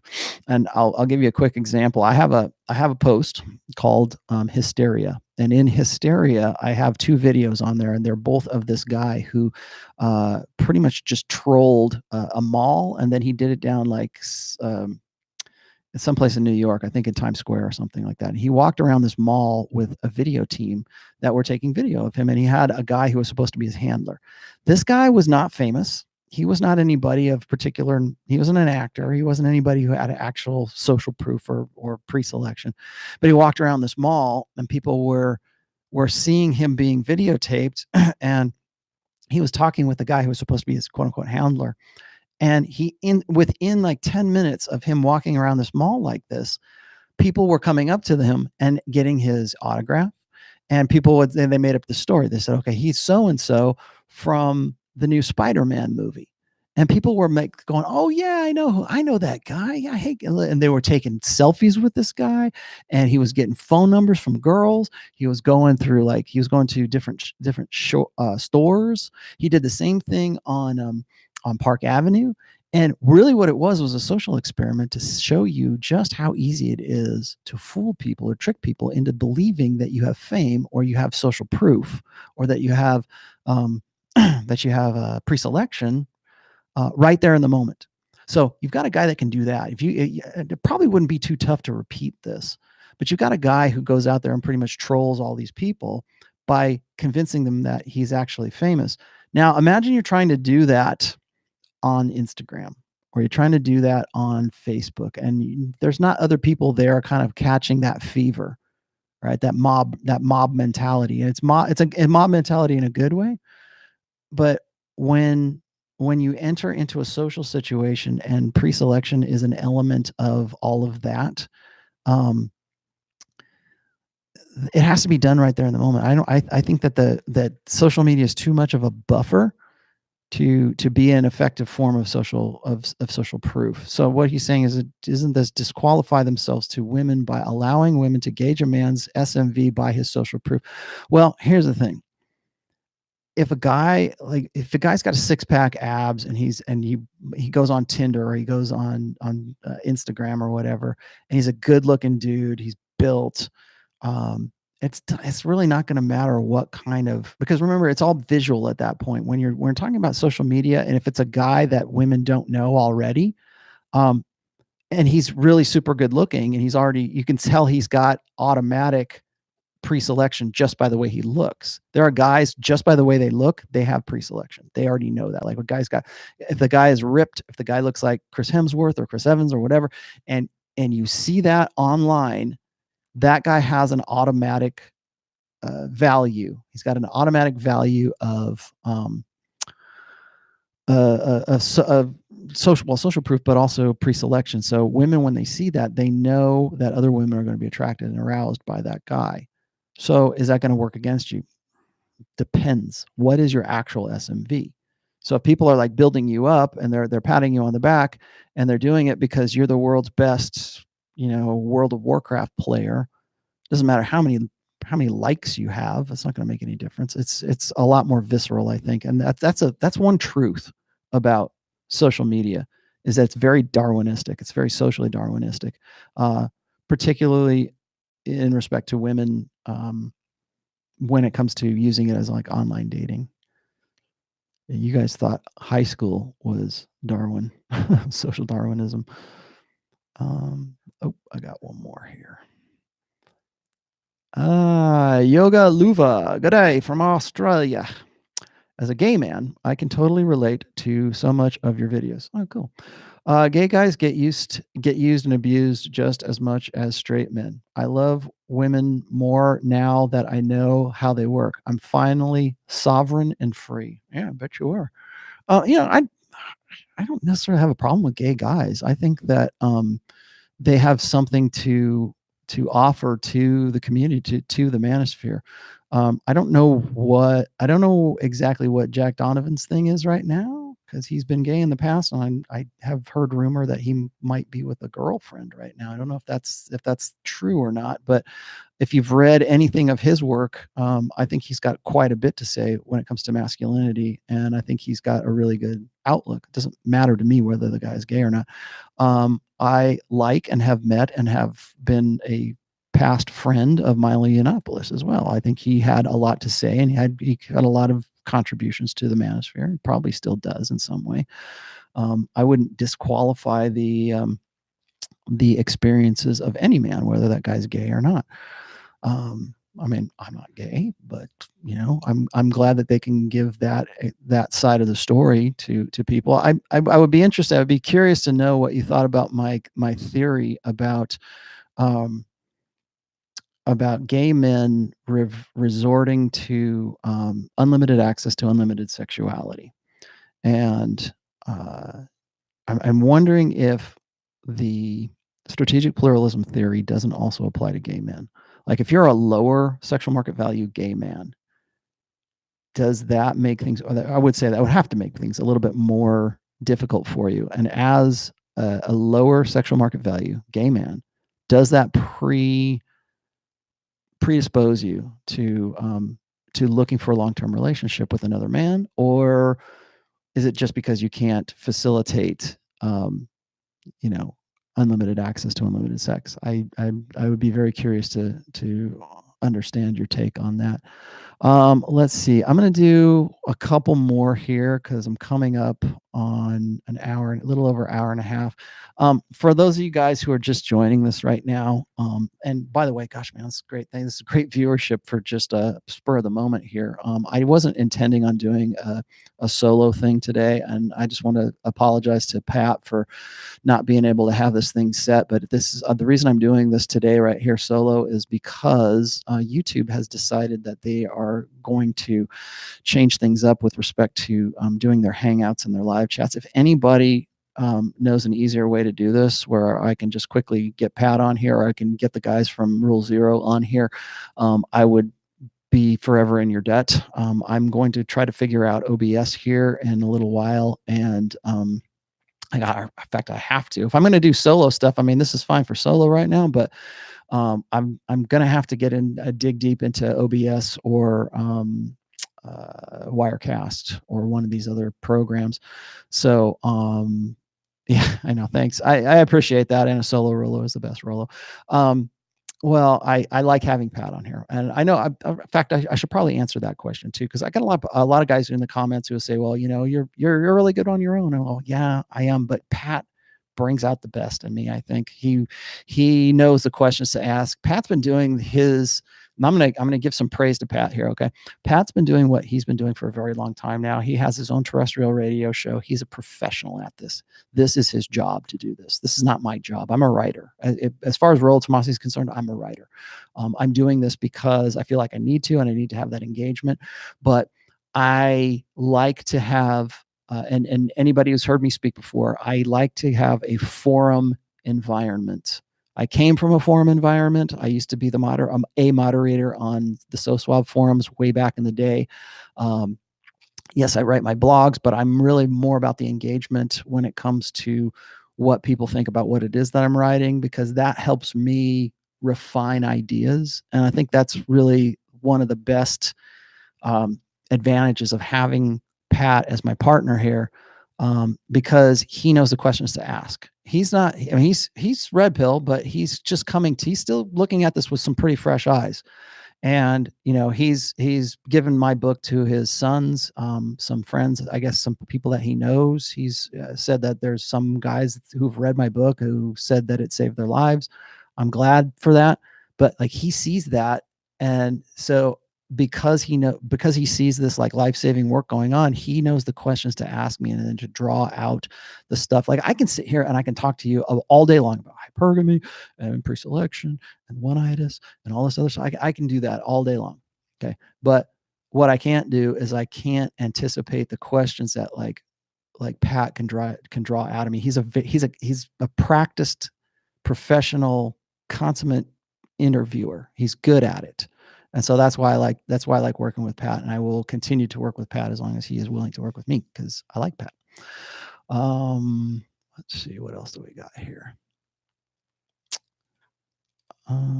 Anybody else?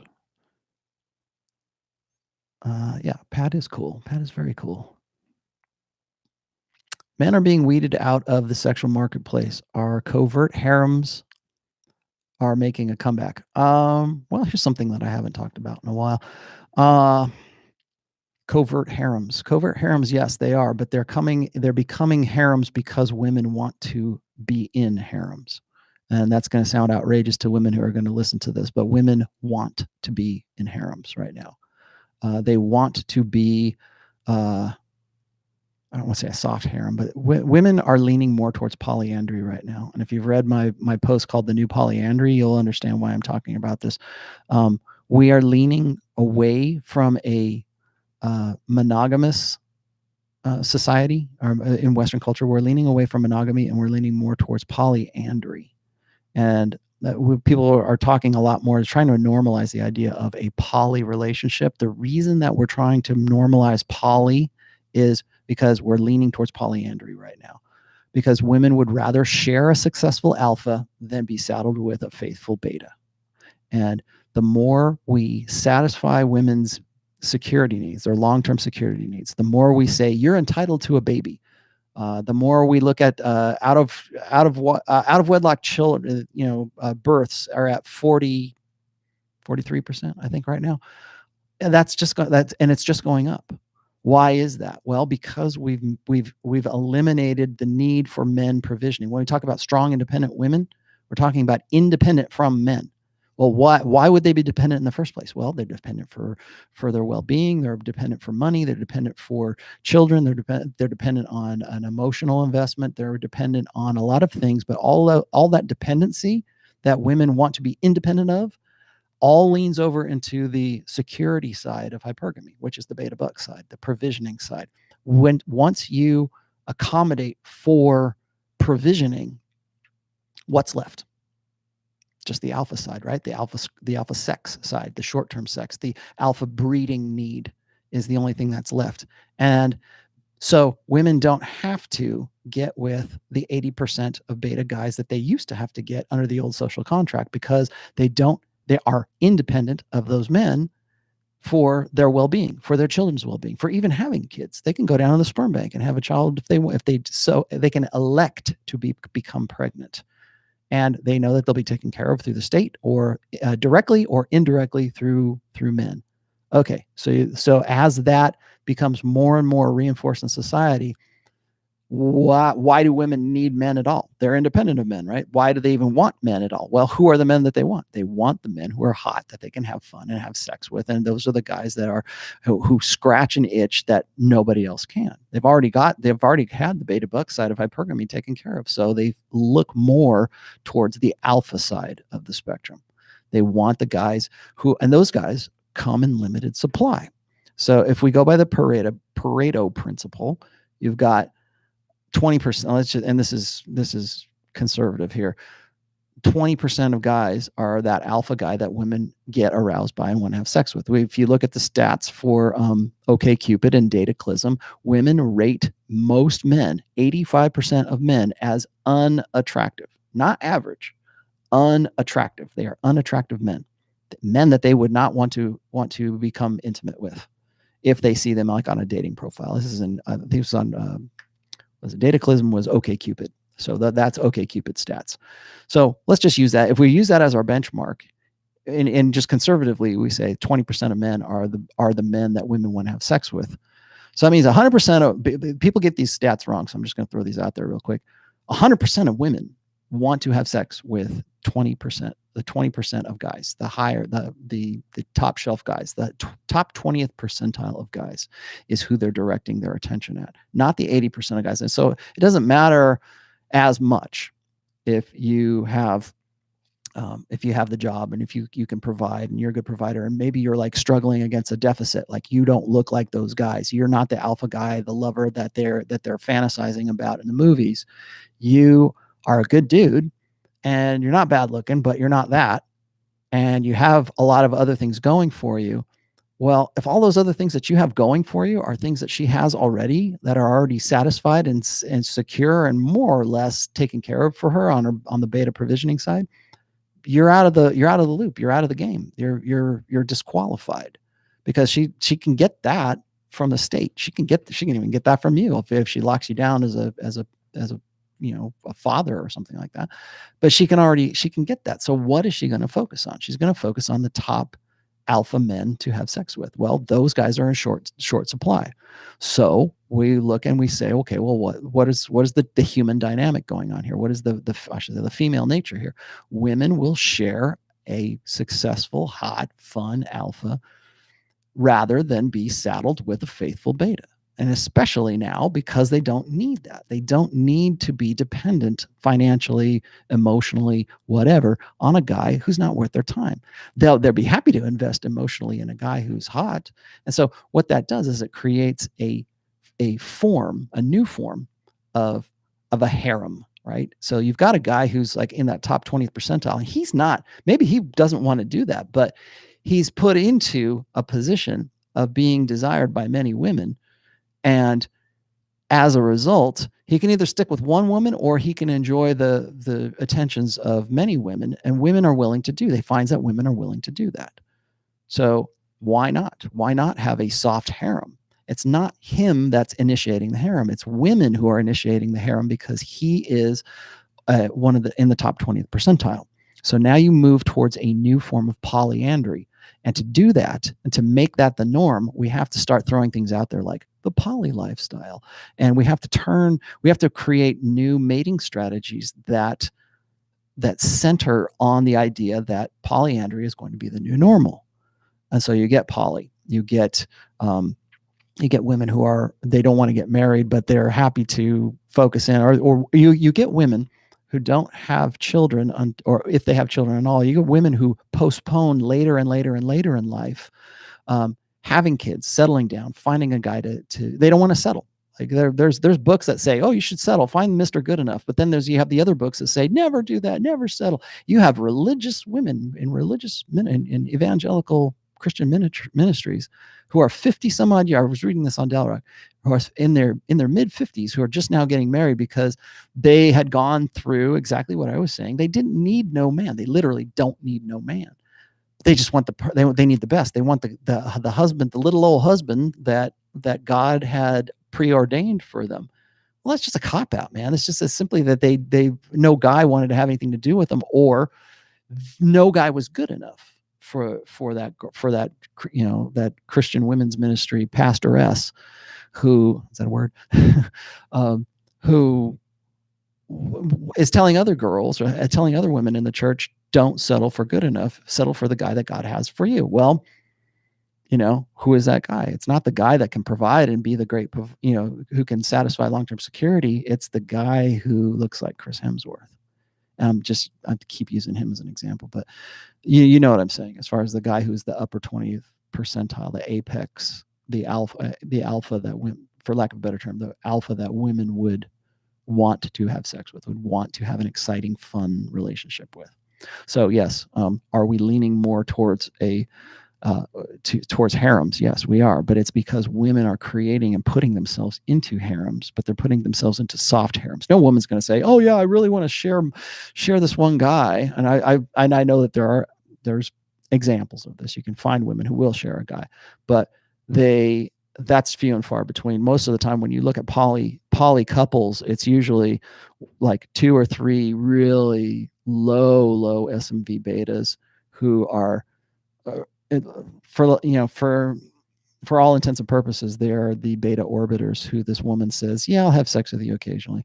And so they're all trying to please. They have such an intense desire to serve the feminine imperative that they're willing to tolerate the other guy in the house because they want to prove their worth to milady. And they think that they're living some sort of, new progressive lifestyle. And really all it is a mating strategy because no one else would have them. So that is the best option for them. Like, right. What do I say? I say this all the time. I say that guys who have a quote unquote preference or a fetish, they came to that fetish because of necessity. Like, so if you got a guy who's like, oh, I'm really into fat chicks. Yeah, because a fat chick was the only one that would have sex with you in the past, and it's been sexually successful for you in the past. So you return to what was successful for you, and then that becomes a preference because it's easier. I like MILFs. I like single mommies. Yeah, because they're easier to get with, because the barrier to entry is much lower than if you were trying to go run game on a 22-year-old, swimsuit model. I'm sure you do. I'm sure you have a preference for that. But let's be honest what that preference is all about. So yes, harems are a thing. I really see. I'm glad you asked that question, because I've been wanting to talk about polyandry for a while. Okay, we're getting it's 4 o'clock here on the West Coast, so I think it might be time for me to call this. Let's see. Anybody else? Gosh, I feel bad because I'm not seeing Sam in here. Sorry, Sam. Sam, by the way, Sam Bada is the guy who does the voice work for me on my books. He is in physical therapy right now. I think he's doing ozone treatment here, actually in Nevada. He's not too far. I think I'm going to probably go visit him this week. He might even end up moving here. I think that would be kind of cool. I never in my life thought I would have access to Sam so close. Brandon Brown, thanks, Brown. Only been practicing red pill for 2 weeks. Why it feel like I'm built for this? Because you are. Only read first couple of chapters of The Rational Male, but been watching you and Donovan 24/7. Oh, good. Learn what you can, take what you need, pass on what you learn. It's interesting. I've had, you're not the first person to tell me that. I say, like, I feel like the red pill is like natural. It's something that I was born to do. Well, in a sense you are, because it took the socialization of the blue pill and a feminine primary society to sort of like beat out the alpha in you, to make you. I tend to look at, I know this is dependent on a lot of biology as well, but I tend to look at guys who or kids. I tend to look at like boys as being sort of naturally alpha. They come out of the womb and they want to run around, and want to throw rocks, and they want to they want to climb walls, and they want to prove themselves and compete and run faster than the next guy, and they tend to have sort of that. That's why we call them rambunctious boys. And it seems like boys have I'm not saying all boys are like this. I mean, obviously there's boys that are just a little bit more introverted, but there's that sense of wonderment. Like Steven Pinker says, that women are more concerned with people, and men are more concerned with things. And so when guys come out of the womb, little boys come out of the womb, they're more they want to affect their will on the world. They want to like, what if I throw a rock, what's going to happen when I throw this rock? Or if I do something, if I hang from the monkey bars, what's that going to do? There's that sense of wonderment. And I think that after a while, once you get to be about 5 years old, and then the village sort of gets a hold of these guys or these kids, remember this, it takes a nation, and it takes a social order to crush out that natural alpha instinct in boys, to instill that much more female, feminine sensibilities. So all of that risk that boys are naturally willing to take, all that goes out the window, and it becomes play it safe. It becomes, walk on the safe side of the sidewalk, or you'll skin your. Don't shoot the BB gun, you'll poke your eye out, kid. That kind of stuff. And when you have nothing but a female gestalt female teacher for the rest of, for most of your acculturation, your socializing, your upbringing, you can't help but have that affect you in some way. I look at I'm writing a post about this as well. I look at what I did in the blank slate. I tend to look at human beings as sort of like, the hardware is our bodies. It's what we're born with. It's how our brains are wired. All that, of course, is evolution. It's the way that we, as men and women, as how we're put together. What's the hardware? Then there's the firmware, which is, what are we born with? What are our natural proclivities that we're born with as men and women? And for boys, for men, there's that natural alpha proclivity to want to enforce your will on the world, or to be more concerned with things. There's aspects of us that are inborn and innate, and they're very easily provable. If you can't tell, I'm reading The Blank Slate by Steven Pinker right now. And then there is your software, and your software is your socialization, your family, your religion, your education, that kind of stuff. And of course, that education or that learning can override all of that stuff. And it's not always for the better. Sometimes it is. Sometimes if you learn to go against your instincts, it might save your life. And in other times, if you don't listen to your instincts, you can die if you don't listen to those instincts. So you don't want things. That's the thing about the software side of things. The learning side of things is you have to judge what is beneficial for your life and what is not beneficial for your life.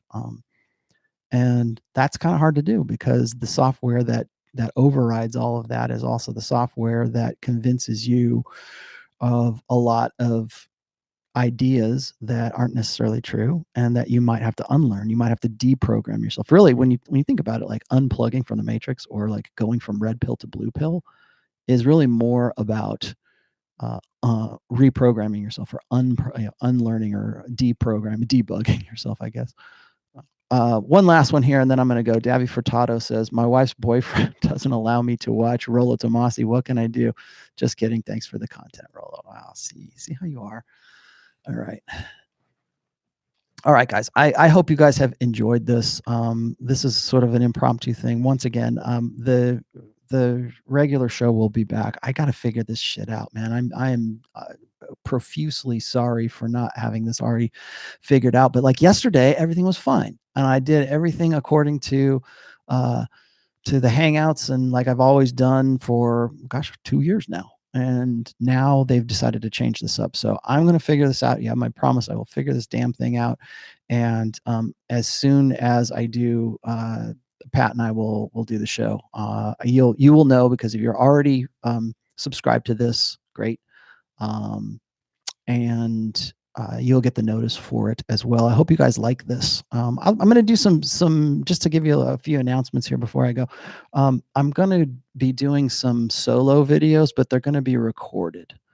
I've got a new video setup. I've got the new tripod here, and I've got a 4K camera, a video camera that I'm going to be using to film myself in various locations. I haven't decided where I want to go. Like, the guys are saying that I needed to go because in my garage at my home, that's where I keep all my music gear, and I have my amps and stuff. And they're like, "Well, you should just go sit down and have a guitar." So I'm like, I'm not going to play guitar for everybody, but I might use that as one location. I'm trying to find some really fun locations, because I don't want the location to be too distracting. I live right here by Lake Tahoe, so I could go up there, but Lake Tahoe is beautiful, and I want you guys to listen to the message too. So if you think that's a good idea, let's do a question. They always say you should do a question for the comments. So here's a question. Give me an idea of where you would like to see me do a video about basics, about like hypergamy, about the red pill stuff, about one item. Well, with all the stuff that I've been talking about right now, I was planning on doing some reading of some of my basic stuff that's in the book, but I kind of want to give you guys, and it'll be free. It's not gonna be membership or anything like that. I want to give you guys